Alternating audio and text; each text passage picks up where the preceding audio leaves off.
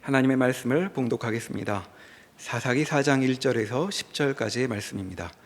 구약성경 365면에 있습니다. 사사기 4장 1절에서 10절까지의 말씀입니다. 에훗이 죽으니 이스라엘 자손이 또 여호와의 목전에 악을 행하매 여호와께서 하솔에서 통치하는 가나안 왕 야빈의 손에 그들을 파셨으니 그의 군대 장관은 하루셋 학고임에 거주하는 시스라요, 야빈 왕은 철병거 900대가 있어 20년 동안 이스라엘 자손을 심히 학대했으므로 이스라엘 자손이 여호와께 부르짖었더라. 그때 랍비도세 아내 여선지자 드보라가 이스라엘의 사사가 되었는데 그는 에브라임 산지 라마와 베델 사이 드보라의 종려나무 아래에 거주하였고 이스라엘 자손은 그에게 나아가 재판을 받더라. 드보라가 사람을 보내어 아비노함의 아들 바락을 납달리 게데스에서 불러다가 그에게 이르되 이스라엘의 하나님 여호와께서 이같이 명령하지 아니하셨느냐? 너는 납달리 자손과 스불론 자손 10,000명을 거느리고 다볼산으로 가라. 내가 야빈의 군대 장관 시스라와 그의 병거들과 그의 무리를 기손강으로 이끌어 내게 이르게 하고 그를 내 손에 넘겨주리라 하셨느니라. 바락이 그에게 이르되 만일 당신이 나와 함께 가면 내가 가려니와 만일 당신이 나와 함께 가지 아니하면 나도 가지 아니하겠노라 하니 이르되 내가 반드시 너와 함께 가리라. 그러나 내가 이번에 가는 길에서는 영광을 얻지 못하리니 이는 여호와께서 시스라를 여인의 손에 파실 것임이니라 하고 드보라가 일어나 바락과 함께 게데스로 가니라. 바락이 스불론과 납달리를 게데스로 부르니 10,000명이 그를 따라 올라가고 드보라도 그와 함께 올라가니라. 아멘. 사사 에훗의 손에 모압 왕 에글론을 넘겨주신 하나님의 은혜로 이스라엘 백성들은 80년이라고 하는 긴 세월 동안 평온한 삶을 살게 됩니다. 80년 동안 평온했다라고 하는 이 짧은 말 안에는 여러 가지 의미가 많이 담겨 있습니다. 물론 그 80년의 시간 안에 이스라엘 공동체 안에는 여러 모양의 어떤 어려움이 있을 수도 있고 또 혼란스러움이 있을 수도 있습니다. 그러나 성경이 그 80년 동안 평온했다라고 하는 것은 여전히 하나님께서 이스라엘 백성들을 보호하시고 인도하고 또 은혜를 주셨다라고 하는 그런 의미가 있는 말씀입니다. 이러한 하나님의 은혜가 있었음에도 불구하고 이스라엘 백성들은 다시금 하나님 앞에서 악을 행하게 됩니다. 이러한 악을 행하자 하나님도 다시금 이 이스라엘 백성들에게 징계를 내리시는데 이번에는 하솔 왕 야빈의 손에 넘기시게 됩니다. 성경에 보면 이 하솔 왕 야빈에 대한 안내를 하고 있는데 그는 하솔 지역을 다스리는 가나안 왕 야빈이고 그에게는 철병거가 있고 그리고 그의 군대 장관은 시스라다라고 하는 이야기를 합니다. 그리고 여기에 한 가지 더 덧붙여지는 것이 이들이 이스라엘 백성들을 20년 동안 심히 학대하였다 이렇게 설명을 하고 있습니다. 이 말씀을 보면 왜 자꾸 이스라엘 백성들은 하나님의 구원의 은혜를 경험하고 또 그 하나님의 베푸시는 평온의 은혜를 입음에도 불구하고 자꾸 하나님을 버리고 우상을 쫓아가는가? 그것은 우상이 약속하고 있는 허황된 복에 대한 미련을 버리지 못하고 결국은 하나님이 주시는 말씀에 대한 순종을 쫓기보다는 내가 원하는 것을 내 마음대로 결정하여 쫓아가고 싶다라고 하는 부패한 본성에서의 모습들이 계속해서 드러나고 있는 것입니다. 하솔 왕 야빈의 심한 학대 속에서 결국 이스라엘 백성들은 다시 하나님을 찾게 되고 하나님은 세워두셨던 여사사 두보라를 통하여 이제 하나님이 행하실 일들에 대한 내용들을 미리 말씀해 주십니다. 하나님이 드보라에게 주신 명령이 있었고, 드보라는 바락을 불러다가 하나님의 명령을 전하게 되는데, 그것은 너는 납달리 자손과 스불론 자손 10,000명을 데리고 다볼 산으로 갈 것이고, 하나님께서 내가 시스라와 그의 병거와 그의 무리들을 기손 강으로 이끌 것이고 내가 그들을 너희의 손에 넘기겠다라고 하는 말씀을 주시게 됩니다. 여기에 눈에 띄는 단어가 하나 나옵니다. 철병거라고 하는 것이죠. 이스라엘 백성들에게는 가시 같은 말입니다. 이 철병거는 두려움의 대상입니다. 그 시대에 가장 강력한 무기이기 때문에 그렇습니다. 이 철병거와 견줄 만한 다른 무기가 없을 정도입니다. 물론 하솔 지역이 산지이기 때문에 이 철병거가 가지고 있는 위력을 평지에서만큼은 드러내지 못하는 그런 지리적 약점이 있기는 하지만, 그러나 적이 철병거를 가지고 있다라고 하는 이 사실 하나 자체가 이들을 상대해야 하는 이스라엘 백성들에게는 큰 두려움으로 다가올 수밖에 없습니다.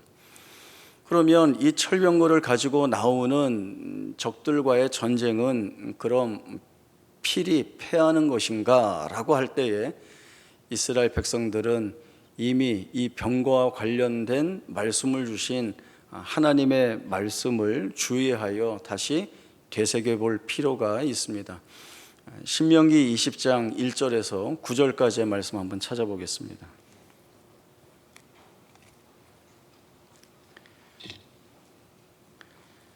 신명기 20장 1절에서 9절까지의 말씀 보겠습니다. 네가 나가서 적군과 싸우려 할 때에 말과 병거와 백성이 너보다 많음을 볼지라도 그들을 두려워하지 말라. 애굽 땅에서 너를 인도하여 내신 네 하나님 여호와께서 너와 함께 하시느니라. 너희가 싸울 것에 가까이 가면 제사장은 백성에게 나아가서 고하여 그들에게 말하여 이르기를 이스라엘아 들으라. 너희가 오늘 너희의 대적과 싸우려고 나왔으니 마음에 겁내지 말며 두려워하지 말며 떨지 말며 그들로 말미암아 놀라지 말라. 너희 하나님 여호와는 너희와 함께 행하시며 너희를 위하여 너희 적군과 싸우시고 구원하실 것이라 할 것이며, 책임자들은 백성에게 말하여 이르기를 새 집을 건축하고 낙성식을 행하지 못한 자가 있느냐? 그는 집으로 돌아갈지니 전사하면 타인이 낙성식을 행할까 하노라. 포도원을 만들고 그 과실을 먹지 못한 자가 있느냐? 그는 집으로 돌아갈지니 전사하면 타인이 그 과실을 먹을까 하노라. 여자와 약혼하고 그와 결혼하지 못한 자가 있느냐? 그는 집으로 돌아갈지니 전사하면 타인이 그를 데려갈까 하노라 하고, 책임자들은 또 백성에게 말하여 이르기를 두려워서 마음이 허약한 자가 있느냐? 그는 집으로 돌아갈지니 그의 형제들의 마음도 그의 마음과 같이 낙심될까 하노라 하고, 백성에게 이르기를 마친 후에 군대의 지휘관들을 세워 무리를 거느리게 할지니라. 전쟁에 출정하여서 이제 적군과 싸워야 하는 자기의 군사들을 독려하는 자리입니다. 보통 이런 자리에서는 군사들에게 사기를 불어넣어 욕망하게 만들어서 치르는 전쟁에서 승리를 얻도록 하기 위한 그런 격려를 하게 됩니다. 보통은 이런 이야기를 합니다. 적들로부터 국가와 가정을 보호하고 지키기 위해서 우리가 이 전쟁에 참전한다. 또는 불의한 세력에 맞서 대의를 이루기 위하여서 우리가 이 전쟁에 참전하였다라고 하는 명분이 있는 분명한 메시지를 전하여서 군사들로 하여금 용맹한 마음을 갖게 합니다. 그러나 하나님께서 자기 백성 군사된 이스라엘에게 주시는 말씀은 매우 결이 다릅니다. 내가 나와서 적군과 싸우려 할 때에 말과 병거와 백성이 너보다 많음을 볼지라도 그들을 두려워하지 말라라고 하는 말씀을 주십니다. 말과 병거와 백성이 우리보다 많은데 눈에 뻔히 보이는 것인데 이것을 어찌 두려워하지 않겠는가라고 하는 생각이 듭니다. 그러나 두려워하지 않아야 할 이유는 하나님께서 이 전쟁에 너희와 함께 하신다라고 하는 약속이 주어져 있기 때문에 그렇습니다. 하나님이 우리와 함께 하신다라고 하는 것은 주문처럼 막 외워서 정신없이 만들거나 아니면 나가자, 싸우자, 이기자, 죽이자 이렇게 해서 비장함을 가지고 용맹하게 일부러 만드는 것이 아니라 하나님 편에서의 하나님이 이루실 일들에 대한 약속의 말씀을 주시고 있는 것입니다. 그리고 하나님이 주시는 이 약속의 말씀에 대하여 확신을 갖게 하는 말씀은 그 뒤에 이어져 나오는 말씀입니다. 새 집을 짓고 낙성식을 하지 못한 사람이 있느냐? 전사하면 다른 사람이 낙성식 하니까 너 돌아가라. 포도원을 만들고 그 과실을 수확하여 먹지 못한 자가 있느냐? 전사하면 다른 사람이 먹으니 너 돌아가라. 여자와 약혼하고 결혼하지 못한 자가 있느냐? 전사하면 다른 이가 그 여인을 취할 터이니 너 돌아가라. 또 이 전쟁에 참여함에 있어서 그 마음이 연약하여서 두려운 마음을 가진 자들이 있느냐? 돌아가라. 이렇게 이야기를 합니다. 보통의 전쟁은 더 많은 군인을 모아서 데리고 나가야 하는 겁니다. 그래야 그 전쟁에서 승리할 가능성이 높아지기 때문에 그렇습니다. 나와 싸우려고 나온 적군보다 더 많은 군인이 있다. 이것 자체가 적들보다 우리가 군마와 병거가 더 많다. 이 사실 자체가 전쟁을 하기도 전에 이미 승기를 잡는 이유가 되기 때문에 그렇습니다. 지금 러시아와 우크라이나가 전쟁을 하고 있죠. 며칠 전에 푸틴이 징집 명령을 내렸습니다. 많은 군인을 모아서 전쟁터에 내보내려고 하는 거죠. 그래야 승기를 잡을 수 있기 때문에 그런 명령들을 내리곤 하는 것입니다. 그러나 하나님은 이유를 만들어서 돌려보내고 있습니다. 이 이유를 만들어서 돌려보내는 것은 병거의 유무와 상관없이 군인의 수에 많고 적음과 상관없이 하나님이 이 전쟁에 참전하시면 이스라엘은 승리한다라고 하는 약속이 있기 때문에 그렇습니다. 다윗이 왕으로 있을 때에 수없이 많은 전쟁을 치르게 됩니다. 그리고 그렇게 수없이 많은 전쟁을 치렀을 때 승리를 많이 하였습니다. 다윗은 어떻게 그렇게 많은 전쟁에서 승리할 수 있었을까? 그는 강력한 군대를 보유하고 있었는가? 다른 적들보다 더 좋은 무기를 지니고 있었는가? 다윗의 수하에 있는 장수들이 지략이 뛰어나고 용맹했는가라고 하는 이런 이유보다 다윗이 시편 18편에서 고백하고 있는 대로 나의 힘이 되신 여호와 그 하나님이 나의 힘이시기에 내가 이 모든 전쟁에서 승리할 수 있었다라고 하는 고백을 하고 있습니다. 여호와는 나의 반석이시고 요새이시고 건지시는 분이시고 나의 하나님이시고 나의 피할 바위이시고 나를 지키시는 구원의 뿌리시다 산성이시다라고 하는 이 고백은 그냥 시편 노래 하나 지어서 부르기 위해서 운율에 따라 맞춘 것이 아니라 정말 자신의 삶에 사망의 줄이 휘두르고 수월의 줄이 나를 묶어 나를 환난 가운데 밀어 넣었다 할지라도 거기에서 내가 하나님께 부르짖을 때 이 하나님 들으시더라. 찾아오셔서 나의 힘이 되어주시더라 라고 하는 분명한 고백을 이 다윗이 하고 있는 것입니다. 이스라엘의 하나님은 졸지도 않고 주무시지도 않는 하나님이십니다. 모든 환난을 면케하시고 그 영혼을 지키시는 하나님이십니다. 이스라엘 백성들의 실패는 어디에 있습니까? 바로 이 하나님을 붙들지 않고 있다라고 하는 것입니다. 이스라엘 백성들은 자신의 역사 속에서 자신들의 삶 속에서 하나님이 어떤 구원의 능력과 역사를 행하셨는가를 돌아보고 그 안에서 그 하나님의 일들을 보아야 합니다.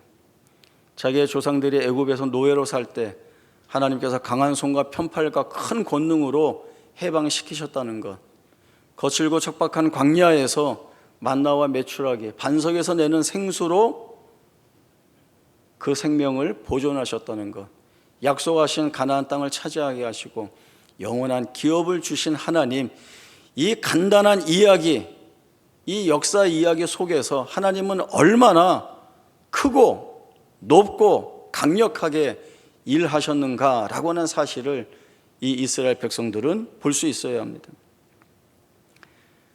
자기의 역사, 자기의 삶을 제대로만 뒤돌아보아도 하나님이 이루어 놓으신 것, 그리고 하나님이 계시지 않았다고 한다면 우리가 성취할 수 없는 것들이 얼마나 많았는가라고 하는 것들을 분명히 보게 됩니다. 이것은 이스라엘이 거부할 수 없는 진실입니다. 그럼에도 그 하나님 잊어버리고 우상을 쫓고 그리고 죄를 범하는 것은 여전히 내 마음대로 하고 싶은 강력한 부패한 욕망이 그의 삶을 붙들고 있기 때문에 그렇습니다. 창세기 13장 8절에서 18절까지의 말씀을 찾아보겠습니다. 아브라함과 롯에 관한 이야기인데 이 두 사람의 극명한 차이가 어디에 있는지 한번 살펴보겠습니다. 창세기 13장 8절에서 18절까지의 말씀 봅니다. 아브라함이 롯에게 이르되 우리는 한 친족이라 나나 너나 내 목자나 내 목자나 서로 다투게 하지 말자. 내 앞에 온 땅이 있지 아니하냐. 나를 떠나가라. 네가 좌하면 나는 우하고 내가 우하면 나는 좌하리라. 이에 롯이 눈을 들어 요단 지역을 바라본즉 소알까지 온 땅의 물이 넉넉하니 여호와께서 소돔과 고모라를 멸하시기 전이었으므로 여호와의 동상 같고 애굽 땅과 같았더라. 그러므로 롯이 요단 온 지역을 택하고 동으로 옮기니 그들이 서로 떠난지라. 아브라함은 가나안 땅에 거주하였고 롯은 그 지역의 도시들에 머무르며 그 장막을 옮겨 소돔까지 이르렀더라. 소돔 사람은 여호와 앞에 악하며 큰 죄인이었더라. 롯이 아브라함을 떠난 후에 여호와께서 아브라함에게 이르시되 너는 눈을 들어 너희 있는 곳에서 북쪽과 남쪽 그리고 동쪽과 서쪽을 바라보라. 보이는 땅을 내가 너와 내 자손에게 주리니 영원히 이르리라. 내가 내 자손이 땅에 티끌 같게 하리니 사람이 땅에 티끌을 능히 셀 수 있을진데 내 자손도 세리라. 너는 일어나 그 땅을 종과 횡으로 두루 다녀보라. 내가 그것을 내게 주리라. 이에 아브라함이 장막을 옮겨 헤브론에 있는 마므레 상수리 수풀에 이르러 거주하며 거기서 여호와를 위하여 제단을 쌓았더라. 아브라함과 롯은 동행하다가 이제 같은 지역에 머물면서 서로의 가축을 돌보기가 너무 어려워졌다는 것을 알게 됩니다. 그래서 아브라함의 제안으로 서로 각자의 길을 가자, 이제 이렇게 되었죠. 어디를 택하고 어디로 갈 것인가의 결정권을 아브라함이 롯에게 넘겨주고 있습니다. 그 땅이 다 그 땅이지 뭐, 이런 마음으로 아브라함이 결정권을 롯에게 준 것이 아닙니다.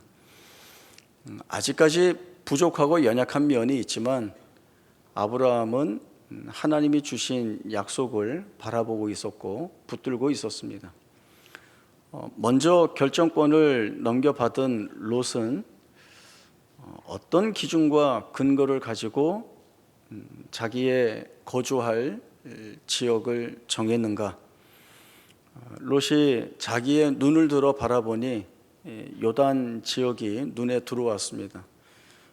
성경은 그 요단 지역을 물이 넉넉하고 소돔과 고모라가 심판받기 전이었기 때문에 하나님의 동상 같고 애굽 땅과 같았다, 이렇게 이야기를 합니다.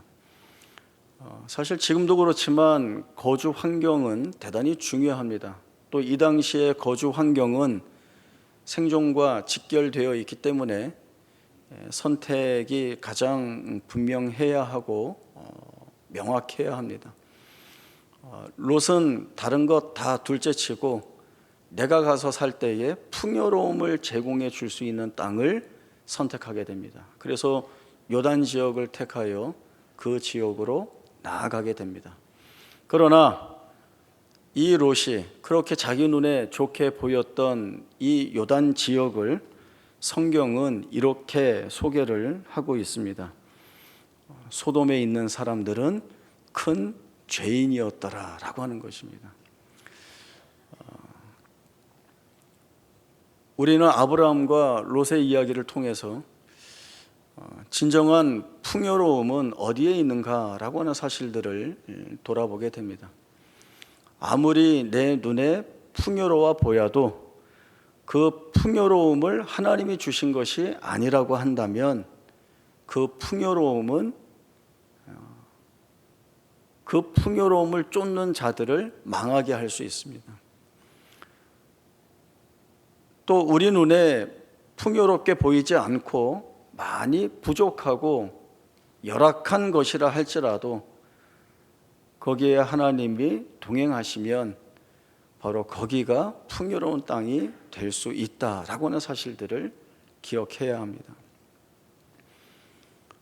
롯과 나누어진 뒤에 하나님이 아브라함을 찾아오셔서 아브라함에게 하신 말씀이 동서남북 사방을 바라보라는 것이죠. 그리고 내 눈에 보이는 이 가나안 땅 내가 너에게 주기로 약속하였고 그리고 너희는 이 땅에서 복된 자들로 살 것이다 라고 하는 약속의 말씀을 다시 한번 확인시켜 주십니다.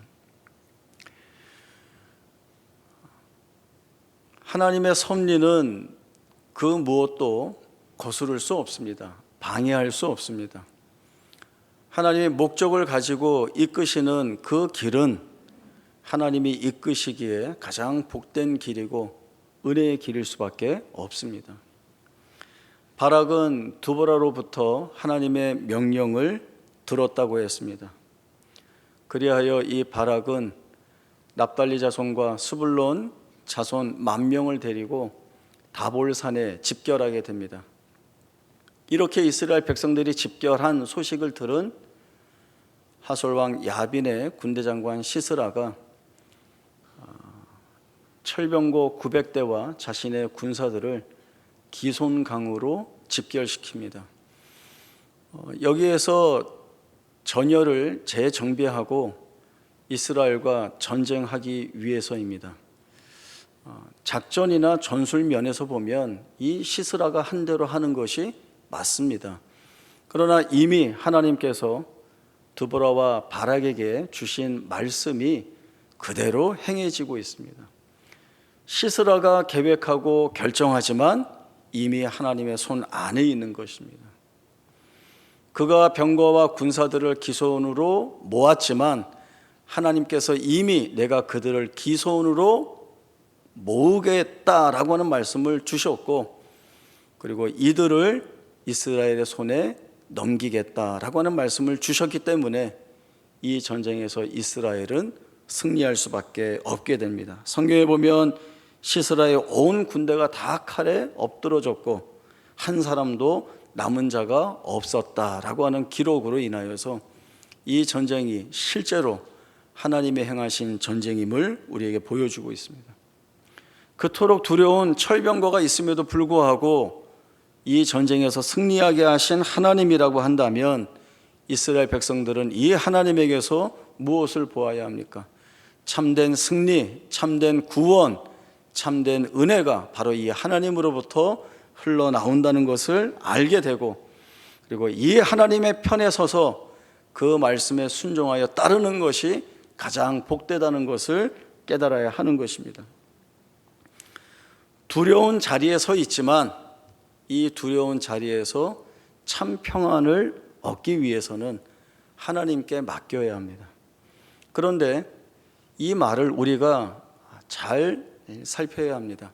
맡긴다는 것은 내가 원하는 대로 문제가 해결된다는 뜻이 아니라 하나님께 맡겼기 때문에 그 하나님이 풀어가시고 이끌어가시는 일에 내가 동의한다.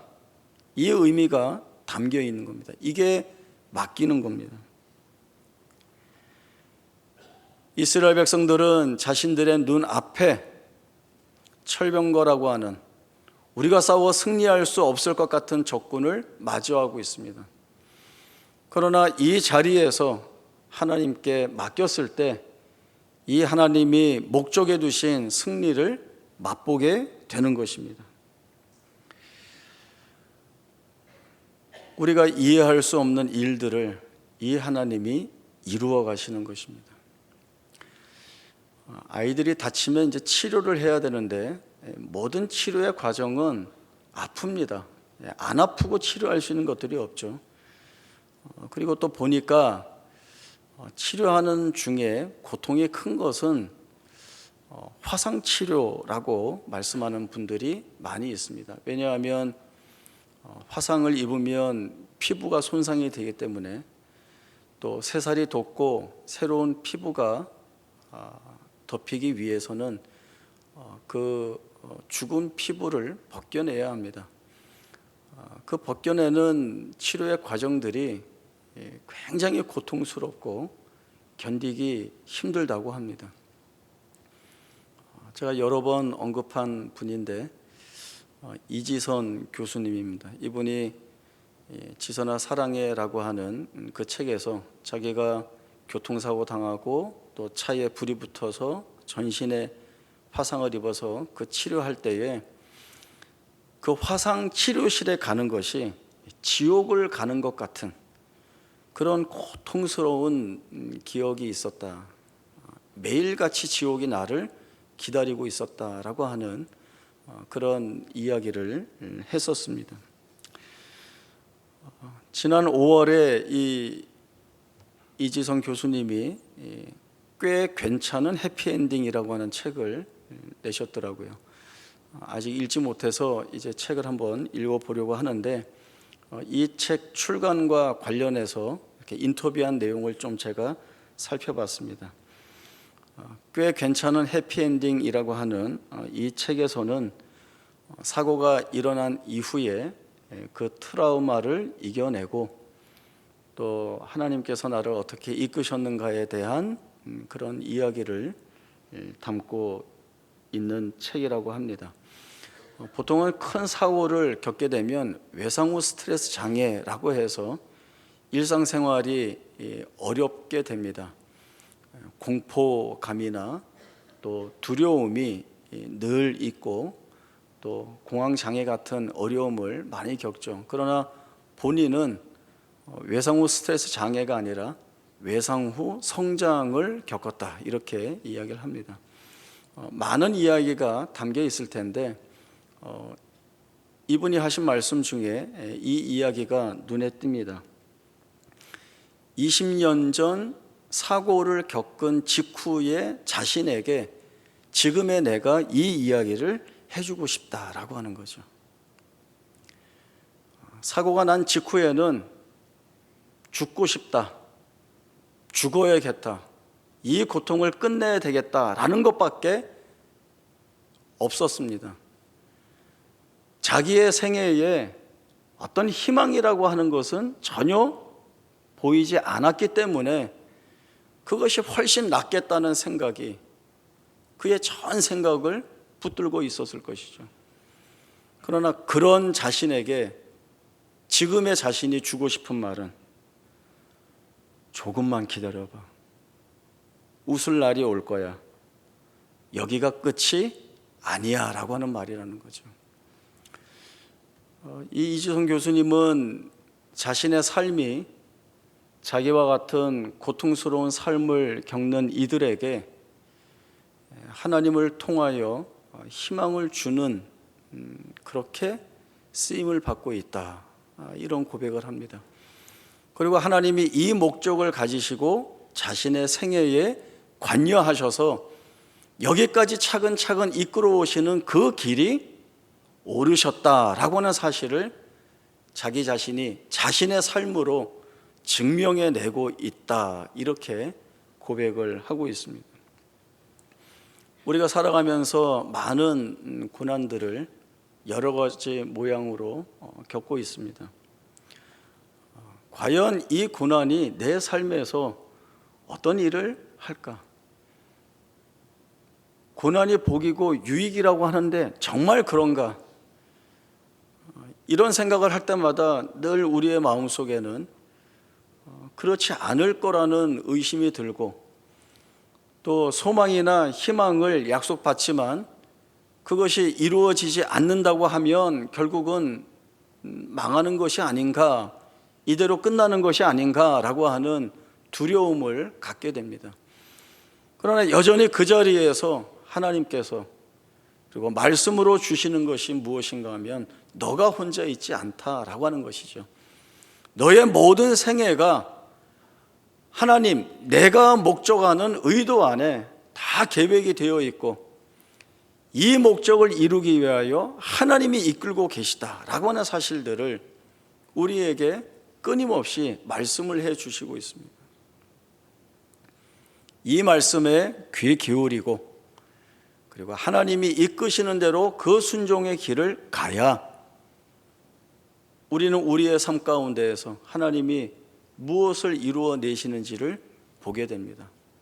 그 하나님이 이루어내시는 것은 하나님을 영화롭게 하고 하나님께 영광이 되는 일이고, 그 하나님께 영화롭게 영광을 돌리는 그 일이 우리에게도 이보다 더한 영광이 없을 것이라고 하는 그 약속이 있는 영광의 자리, 은혜의 자리, 복된 자리로 우리를 이끌고 계시다는 것을 우리로 하여금 보게 하실 것입니다. 그제서야 우리는 그렇습니다, 고난이 내게 복이었습니다, 하나님을 깊이 만나는 은혜의 자리였습니다, 이 자리를 지키겠습니다, 이런 고백을 우리가 할 수 있게 됩니다. 무엇이 필요하다고요? 하나님을 온전히 바라보고 그 하나님이 일하실 것이라고 하는 이 믿음을 오늘 우리 안에서 드러내야 합니다. 그 참다운 담대한 믿음 있는 고백이 저와 여러분의 생애 가운데 풍성하게 채워지기를 바랍니다. 기도하겠습니다. 하나님 아버지, 은혜를 감사합니다. 고통이 있고 고난으로 채워진 우리의 삶이라 할지라도 이 안에서 우리를 위하여 역사하시는 하나님으로 인하여 우리는 참된 평온의 삶을 누립니다. 비록 우리의 눈으로 볼 때에는 너무나도 버겁고 힘든 것이 현실이지만, 그러나 다시금 하나님의 일하심에 대한 이해를 가지고 우리의 눈을 들어 볼 때 하나님을 깊이 만나는 자리, 하나님이 은혜를 주시는 자리, 하나님이 우리를 복되게 하는 자리라는 것들을 보게 하십니다. 우리 오늘 이 말씀 붙들고 믿음 있는 담대한 고백을 가지고 주 앞에 섭니다. 하나님, 우리 안에서 역사하여 주시는 그 은혜가 우리를 하나님의 백성답게 복되게 만들 것이기에 오늘 이 자리 잘 견디겠으니 하나님 우리와 함께하여 주옵소서라고 하는 기도를 끊이지 않고 올립니다.